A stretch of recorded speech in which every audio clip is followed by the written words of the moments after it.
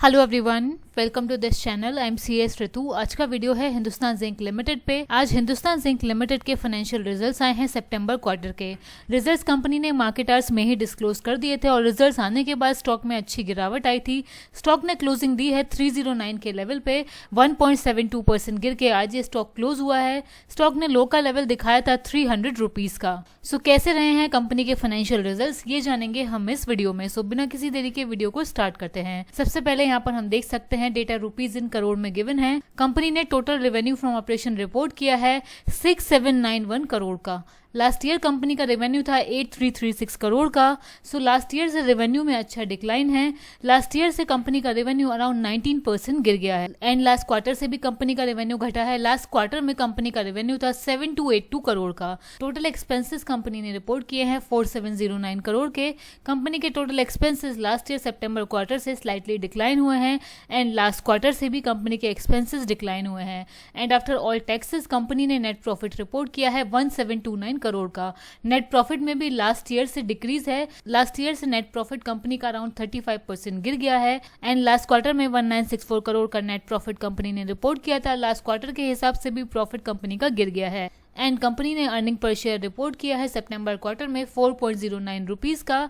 Last year company ने EPS report किया था 6.34 रुपीज का। सो लास्ट ईयर से ईपीएस गिरा है एंड लास्ट क्वार्टर में ईपीएस कंपनी का था 4.65 रुपीज। सो लास्ट क्वार्टर से भी ईपीएस में डिक्लाइन है। सेगमेंट वाइज कंपनी की परफॉर्मेंस अगर हम देखें, जिंक लेड अदर सेगमेंट में कंपनी ने रेवेन्यू रिपोर्ट किया है 5259 करोड़ का। इस सेगमेंट में कंपनी का रेवेन्यू घटा है, इसी वजह से ओवरऑल रेवेन्यू कंपनी का कम आया है। ये सेगमेंट इस कंपनी का हाईएस्ट रेवेन्यू जनरेटिंग सेगमेंट है। लास्ट ईयर में इस सेगमेंट में 6999 करोड़ का रेवेन्यू था एंड लास्ट क्वार्टर से भी जिंक लेड और अदर सेगमेंट में कंपनी का रेवेन्यू घटा है। सिल्वर की अगर बात करें, परफॉर्मेंस लास्ट क्वार्टर के टर्म्स पे सेम है एंड लास्ट ईयर से अगर हम कंपेयर करें तो सिल्वर मेटल में कंपनी का रेवेन्यू बढ़ा है। एंड मेटल प्रोडक्शन की अगर बात करें, सेकेंड क्वार्टर में कंपनी ने माइन मेटल का प्रोडक्शन रिपोर्ट किया है 252 KT का, जो कि लास्ट ईयर के हिसाब से 1% डाउन है। रिफाइंड मेटल का प्रोडक्शन रिपोर्ट किया है 241 KT का, जो कि लास्ट ईयर से 2% डाउन है। एंड सेलेबल सिल्वर का प्रोडक्शन कंपनी ने रिपोर्ट किया है 181 मिलियन टन्स का, जो कि ईयर ऑन ईयर बेसिस पे 7% का डिक्लाइन है। एंड अदर हाईलाइट अगर हम देखें, रेवेन्यू आया है कंपनी का 6971 करोड़ का। Revenue year on year basis पे 19% डाउन है। एबिटा कंपनी ने रिपोर्ट किया है सेकेंड क्वार्टर में, यानी कि सितंबर क्वार्टर में 3122 करोड़ का। एबिटा लास्ट ईयर से 29% डाउन है। प्रॉफिट आफ्टर टैक्स आया है 1729 crore. Profit after tax last year सितंबर क्वार्टर से 35% डाउन है। Gross investment and cash equivalents company ने सितंबर क्वार्टर में रिपोर्ट किए हैं 11,393 करोड़ के।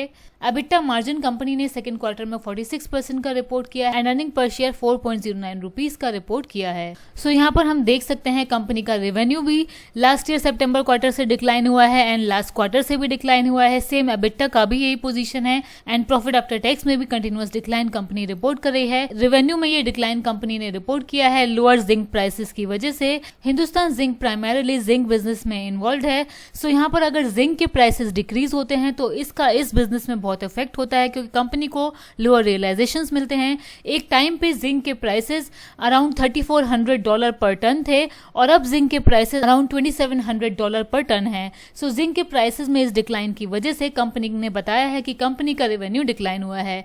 EBITDA 29% year on year basis पे डिक्लाइन हुआ है। ये भी लोअर जिंक LME प्राइसेस की वजह से डिक्लाइन हुआ है। प्रॉफिट आफ्टर टैक्स डिक्लाइन हुआ है लोअर एबिटा की वजह से। जिंक के अलावा अदर मेटल जिसमें ये कंपनी डील करती है, उनके प्राइसेस अगर हम देखें, लेड के प्राइसेस रेंज बाउंड है लास्ट 9 मंथ से। एक ही रेंज में लेड के प्राइसेस ट्रेड कर रहे हैं लास्ट 9 मंथ से।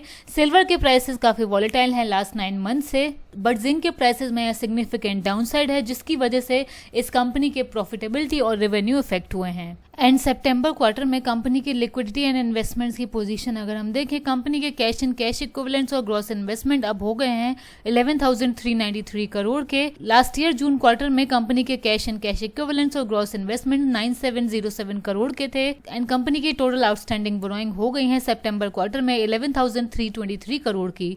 इस क्वार्टर में कंपनी ने डिविडेंड पे किए हैं 2958 करोड़ के। सो रिजल्ट्स को अगर समराइज करें, कंपनी का रेवेन्यू भी डिक्लाइन हुआ है, एबिटा भी डिक्लाइन हुआ है, अर्निंग पर शेयर में भी डिक्लाइन है और प्रॉफिटेबिलिटी भी डिक्लाइन हुई है। और ये डिक्लाइन प्राइमरीली हुआ है लोअर जिंक प्राइसेस की वजह से। जैसे ही जिंक प्राइसेस में रिकवरी आएगी, इस कंपनी के रिजल्ट्स भी हमें बेटर देखने को मिल सकते हैं। सो यहाँ पर फाइनेंशियल ईयर 24 का आउटलुक देखना बहुत जरूरी है। कंपनी ने फाइनेंशियल ईयर 24 के लिए गाइडेंस दी है। माइंड मेटल का प्रोडक्शन एक्सपेक्टेड है 1075 से 1100 KT। रिफाइंड मेटल प्रोडक्शन हो सकता है in the range of 1050 to 1075 KT और सेलेबल सिल्वर का प्रोडक्शन प्रोजेक्टेड है कि हो सकता है 725 से 750 मिलियन टन्स का। जिंक की cost of production financial year 24 में रह सकती है $1125 से 1175 पर मिलियन टन्स और प्रोजेक्ट कैपेक्स इस ईयर में रह सकता है इन द रेंज ऑफ 175 से 200 मिलियन $। सो ये है हिंदुस्तान जिंक के financial results. I hope video आपको अच्छा लगा हो। लाइक करिए, सब्सक्राइब करिए। Thank you.